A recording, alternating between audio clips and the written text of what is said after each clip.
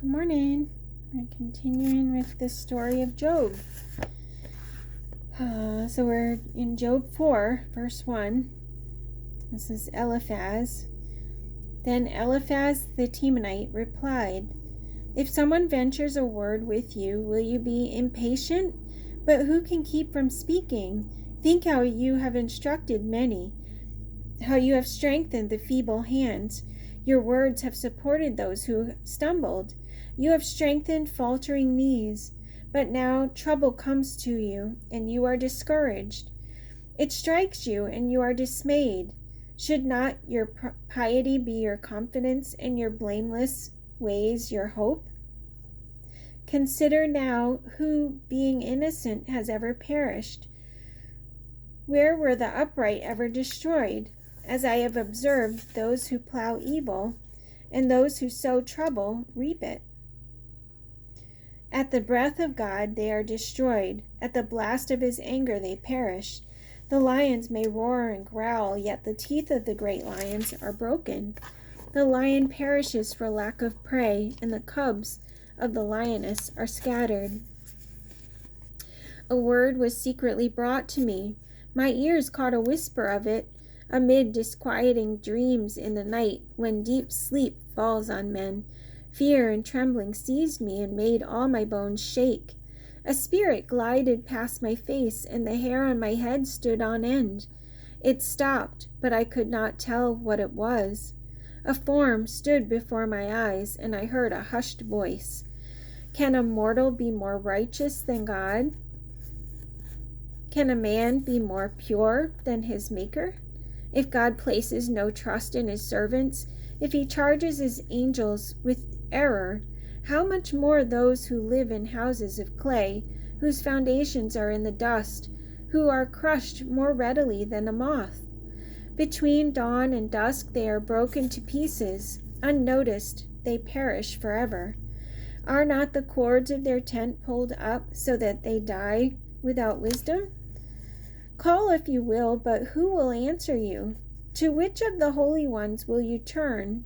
Resentment kills a fool, and envy slays the simple. I myself have seen a fool taking root, but suddenly his house was cursed. His children are far from safety, crushed in court without a defender. The hungry consume his harvest, taking it even from among thorns, and the thirsty pant after his wealth. For hardship does not spring from the soil, nor does trouble sprout from the ground. Yet man is born to trouble, as surely as sparks fly upward. But if it were I would appeal to God. I would lay my cause before him. He performs wonders that cannot be fathomed, miracles that cannot be counted. He bestows rain on the earth. He sends water upon the countryside. The lowly he sets on high, and those who mourn are lifted to safety. He thwarts the plans of the crafty, so that their hands achieve no success. He catches the wise in their craftiness, and the schemes of the wily are swept away. Darkness comes upon them in the daytime. At noon they grope as in the night. He saves the needy from the sword in their mouth. He saves them from the clutches of the powerful. So the poor have hope, and injustice shuts its mouth. Blessed is the man whom God corrects. So do not despise the discipline of the Almighty. For he wounds, but he also binds up. He injures, but his hands also heal. From 6 calamities he will rescue you. In 7 no harm will befall you. In famine he will ransom you from death, and in battle from the stroke of the sword. You will be protected from the lash of the tongue, and need not fear when the destruction comes. You will laugh at destruction and famine, and need not fear the beasts of the earth. For you will have a covenant with the stones of the field, and the wild animals will be at peace with you. You will know that your tent is secure. You will take stock of your property and find nothing missing. You will know that your children will be many, and your descendants like the grass of the earth. You will come to the grave in full vigor, like sheaves gathered in season. We have examined this, and it is true. So hear it and apply it to yourself." Then Job replied, "If only my anguish could be weighed, and all my misery be placed on the scales, it would surely outweigh the sand of the seas. No wonder my words have been impetuous. The arrows of the Almighty are in me. My spirit drinks in their poison. God's terrors are marshaled against me. Does a wild donkey bray when it has grass, or an ox bellow when it has fodder? Is tasteless food eaten without salt, or is there flavor in the white of an egg? I refuse to touch it. Such food makes me ill. Oh, that I might have my request, that God would grant what I hope for, that God would be willing to crush me, to let loose his hand and cut me off. Then I would still have this consolation, my joy in unrelenting pain, that I had not denied the words of the Holy One. What strength do I have that I should still hope? What prospects that I should be patient? Do I have the strength of stone? Is my flesh bronze? Do I have any power to help myself now that success has been driven from me? Hold on a second. Okay, sorry. A despairing man should have the devotion of his friends, even though he forsakes the fear of the Almighty. But my brothers are as undependable as intermittent streams, as the streams that overflow when darkened by thawing ice and swollen with melting snow, but that cease to flow in the dry season, and the heat vanish from their channels. Caravans turn aside from their routes. They go up into the wasteland and perish. The caravans of Tema look for water. The traveling merchants of Sheba look in hope.